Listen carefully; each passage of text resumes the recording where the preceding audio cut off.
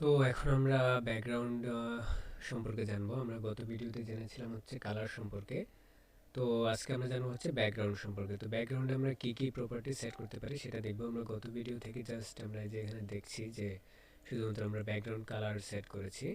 তো আজকে আমরা ব্যাকগ্রাউন্ড কীভাবে সেট করতে হয় সেটা দেখবো। তো তার জন্য আমি জাস্ট একটা নতুন করে একটা ডিভ বানিয়ে রেখেছি। ডিভকে আপনারা HTML যারা শিখেছেন আর কি, যারা আমাদের HTML থেকে কন্টিনিউ করতেছেন তারা অলরেডি জানেন। তো এখানে আমি এখন ডিভ ক্লাস এগুলো এক্সপ্লেন করব না, সরাসরি চলে যাচ্ছি। আমরা এখানে একটা ডিভ নিয়ে নিয়েছি এবং সেখানে একটি ক্লাস দিয়েছি Css3 নামে, এবং সেখানে সেটার জন্য এখানে কিছু প্রপার্টি অ্যাপ্লাই করেছি আমরা ক্লাসের উপরে, Css2 উপরে।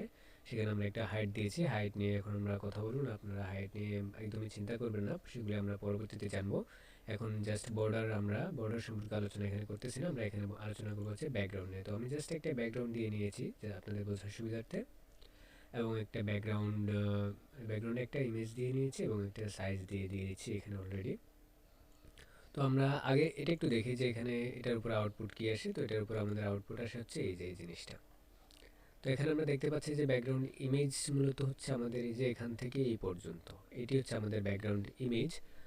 বাট আমরা এখানে যেটা দেখতে পাচ্ছি সেটা হচ্ছে যেটা দুবার আসছে। হ্যাঁ, এই যে আমাদের এই ডিভের মধ্যে এটা হচ্ছে আমাদের কন্টেন্ট, এখানে কন্টেন্টের মধ্যে আমাদের ব্যাকগ্রাউন্ড ইমেজটা দুবার আসছে, যেটা হরিজন্টালি রিপিট হচ্ছে, দ্যাটস মিন এটা রিপিট হচ্ছে। তো আমরা যদি এখানে কন্টেন্ট কথাটা না লিখতাম, ব্যাকগ্রাউন্ড সাইজ হচ্ছে 4টি: অটো, কন্টেন্ট, কভার, অ্যান্ড আমরা যে কোনো সাইজ নিজে থেকে দিতে পারি, সেটা হবে। তো আমরা যদি এখানে আমি এটা সেভ করে নিচ্ছি, এখন আমি যদি রিলোড করি দেখুন একটাই আসছে ইমেজ। বাট এখানে প্রবলেম হচ্ছে কি, এটা পুরো ইমেজটা আসেনি, পুরোপুরি আসেনি। এটা এখানে জাস্ট 50% আসছে। ঠিক আছে, আমি যদি এটার যে ব্যাকগ্রাউন্ডে যেখানে আমরা যে হাইট উইথ দিয়েছি, আমরা যদি উইথটাকে 600 পিক্সেল না দিয়ে আমরা যদি বলি যে 100%,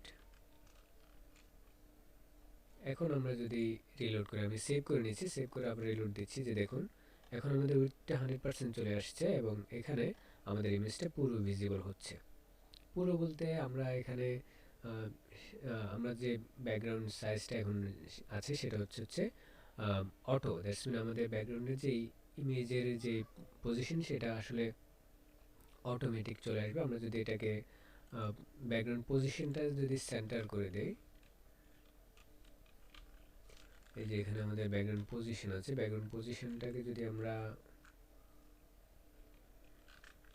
সেন্টার করে ফেলি তাহলে আমাদের কি পরিবর্তন আসে আমরা এখন একটু দেখি। এই যে আমাদের ব্যাকগ্রাউন্ড ইমেজটা সেন্টারে চলে আসছে। তো এখন যেহেতু আমাদের এটা সাইজটা ঠিক করা নেই, আমাদেরকে সাইজটা আগে ঠিক করতে হবে। আমরা যদি ব্যাকগ্রাউন্ডের ইমেজের যে সাইজটা, যে ওখানে আমরা যদি ব্যাকগ্রাউন্ড ইমেজ সাইজটা বলে দেই,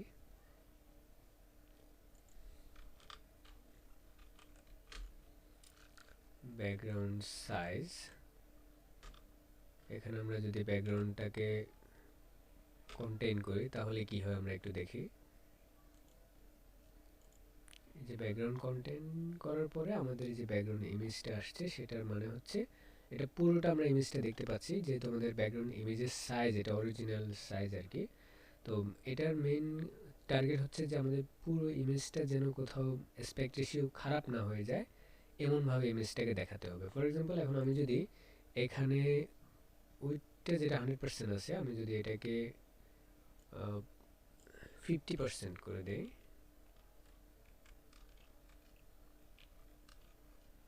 40% করে দিয়েছি আমি উইথটাকে।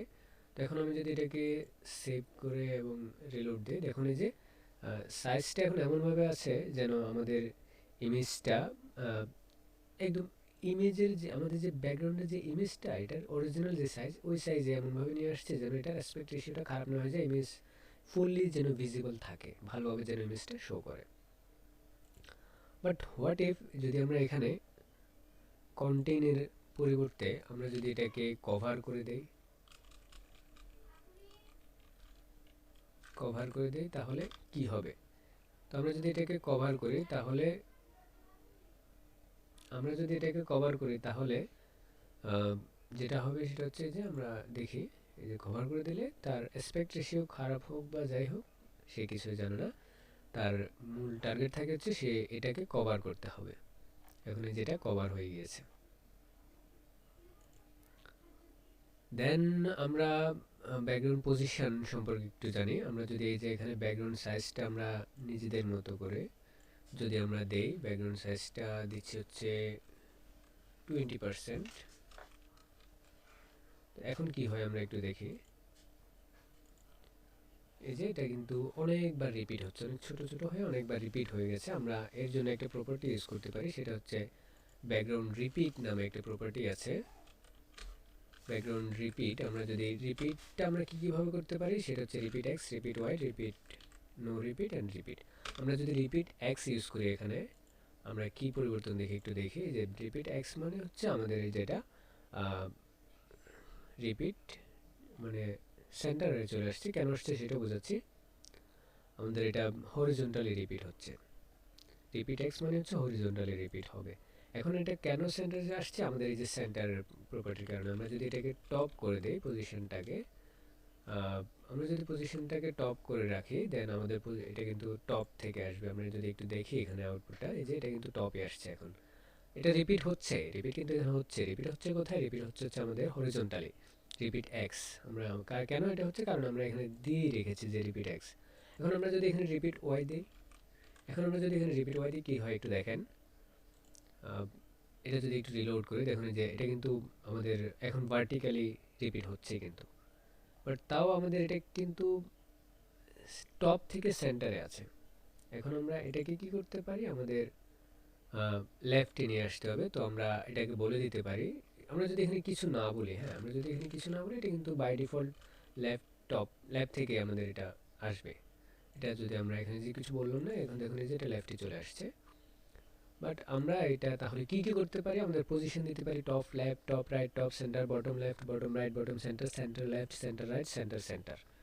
আমরা আসলে এখানে সবগুলো প্রপার্টি ইউজ করে দেখাচ্ছি না, আপনারা নিজেরা নিজ দায়িত্বে দিয়ে দেখে নেবেন এটা কি কি কাজ করে।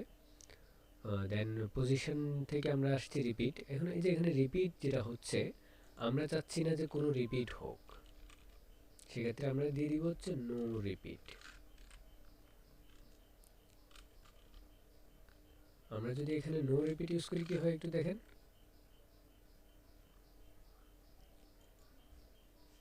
No repeat. ওকে, তো আমরা এই যে রিপিট নো রিপিট দেওয়ার পর দ্যাটস মিট সিম্পল, যে রিপিট হবে না, যে রিপিট হচ্ছে না কিন্তু। তো আমরা যদি একটু প্রপার্টিগুলো আপনারা দেখেন তাহলে বুঝতে পারবেন। যখন আমরা টপ লেফট পজিশন এখন আছে হচ্ছে বাই ডিফল্ট এটা টপ লেফটে থাকে। তো এটা যেহেতু এখন টপ লেফটে আছে, আমরা যদি টপ সেন্টার করি তাহলে এটা এই যে এখানে টপ থেকে সেন্টার আসবে, টপ থেকে যে সেন্টারে আসবে। আমরা যদি টপ রাইট করে যে টপ থেকে রাইটে আসবে। আমরা যদি বটমে নিয়ে আসি, এটা বটম থেকে left, bottom right, bottom right, bottom centre, then আমরা centre left, centre right, centre centre, এইভাবে আর কি আমাদের সিএসএস প্রপার্টি। এখন আমরা একটা জিনিস হচ্ছে কি, যে আমাদের আরেকটা প্রপার্টি আছে, সেটার নাম হচ্ছে ব্যাকগ্রাউন্ড অ্যাটাচমেন্ট। ব্যাকগ্রাউন্ড অ্যাটাচমেন্ট হচ্ছে দুইটা প্রপার্টি আমরা এখানে ইউজ করব। একটা হচ্ছে এর ভ্যালু হচ্ছে দুইটা, ফিক্সড এবং স্ক্রল। আমরা যদি ফিক্সড দিয়ে আমরা এখানে যদি একটু রিলোড করি আমরা বুঝবো যে এখানে তফাৎটা কি। আমরা ফিক্সড করার পরে যে দেখুন আমাদের কিন্তু কন্টেন্ট স্ক্রল হয়ে চলে যাচ্ছে, কিন্তু কিন্তু যে ব্যাকগ্রাউন্ডে যে দেখুন কন্টেন্ট কিন্তু তখন কিন্তু আমাদের কন্টেন্ট যখন আমরা স্ক্রল করতাম তখন কিন্তু ব্যাকগ্রাউন্ডটাও স্ক্রল হতো। এখন কিন্তু ব্যাকগ্রাউন্ড ফিক্সড আছে, এটা কিন্তু আর নড়ছে না। আমরা যদি এটাকে স্ক্রল করি, এটা স্ক্রল দেওয়ার দরকার নেই, বাই ডিফল্ট এটা স্ক্রলই থাকে। আমরা যদি এখন রিলোড করি তাহলে যে দেখুন এটা কিন্তু ব্যাকগ্রাউন্ডটা চলে গেছে। তখন কিন্তু ব্যাকগ্রাউন্ডটা এখানে ফিক্সড ছিল, বাট এটা চলে গেছে। আমরা যখন আসলে ফিক্সড করেছিলাম তখন আমরা দেখেছিলাম যে ব্যাকগ্রাউন্ডটা একটু বড় হয়ে গেছে। এটার কারণ কি? কারণ হচ্ছে এটা যখন একটা ফিক্সড থাকে তখন তার একটা ডিফল্ট একটা ভ্যালু তৈরি হয়ে যায়। তো আমরা যখন ডিফল্টটা ইরেজ না করি ততক্ষণ পর্যন্ত এটা তার নিজের ডিফল্ট সাইজে থাকে আর কি। তো এটা হচ্ছে আমাদের ব্যাকগ্রাউন্ড প্রপার্টি। তো আসলে ব্যাকগ্রাউন্ড প্রপার্টি নিয়ে আমাদের চিন্তার কোনো কারণ নেই। আমরা দেখে নিলাম ব্যাকগ্রাউন্ড প্রপার্টির মধ্যে কী কীভাবে আমরা দিতে পারি। আরও পরবর্তীতে বিস্তারিত টিউটোরিয়াল থাকবে ব্যাকগ্রাউন্ডের উপর। আমরা যেভাবে আগাবো আমরা অনেক কিছুই ব্যাকগ্রাউন্ড সম্পর্কে জানবো। তো আমরা এখানে যদি ব্যাকগ্রাউন্ড লিখি আর কি, দেন আমাদের প্রপার্টিগুলো এখানে চলে আসে, ফিক্সড। দেন কি কি প্রপার্টি সেগুলি আসলে জানার জন্য আমাদেরকে কঠিন একটি কিছু করতে হয় না। ধন্যবাদ সবাইকে। এতটুকুই আমাদের এই ব্যাকগ্রাউন্ড প্রপার্টিতে ছিল। ব্যাকগ্রাউন্ডে আমরা দেখলাম ব্যাকগ্রাউন্ড ইমেজ কিভাবে প্রদর্শন করতে হয়, দেন আমরা ব্যাকগ্রাউন্ড সাইজ কিভাবে কি আছে ব্যাকগ্রাউন্ড সাইজ দেখলাম, দেন আমরা ব্যাকগ্রাউন্ড রিপিট দেখলাম, ব্যাকগ্রাউন্ড অ্যাটাচমেন্ট দেখলাম এবং ব্যাকগ্রাউন্ড স্ক্রলটাও, এটা ব্যাকগ্রাউন্ড অ্যাটাচমেন্ট আর কি। ব্যাকগ্রাউন্ড অরিজিন এবং ব্যাকগ্রাউন্ড ক্লিপ আছে যেগুলো আসলে মোস্ট ইম্পর্টেন্ট না, তো সেই জন্য আমরা এগুলো আলোচনা করতেছি না, আপনারা দেখে নেবেন। তো এখানে আমি দেখিয়ে দিচ্ছি আপনাদেরকে কি আছে, যে background colour, background image, background position, background size, background clip এবং ব্যাকগ্রাউন্ড ফেস আমরা আলোচনা করব না, ব্যাকড্রপ ফিল্টার এগুলি আমরা এখন আপাতত আলোচনা করতেছি না। তো আমরা আলোচনা করেছি ব্যাকগ্রাউন্ড কালার কীভাবে দিতে পারি। ব্যাকগ্রাউন্ড কালার আমরা দিতে পারি হচ্ছে 3 ভাবে, by its name, then hex value, colour code আর কি, আমরা হেক্স কালার কোড যেটাকে বলি, দেন আমরা HSL কালার দিতে পারি এবং আমরা RGB কালার দিতে পারি। দেন ব্যাকগ্রাউন্ড ইমেজ, ব্যাকগ্রাউন্ডে আমরা ব্যাকগ্রাউন্ড ইমেজ দিতে পারি, আমরা সেটা দেখেছি। ব্যাকগ্রাউন্ড ইমেজের পজিশন কী সেটা আমরা দেখেছি, যে আমরা ব্যাকগ্রাউন্ড পজিশন দিতে পারি হচ্ছে top left, top right, top centre, bottom left, bottom right, bottom centre, centre left, centre right, centre centre.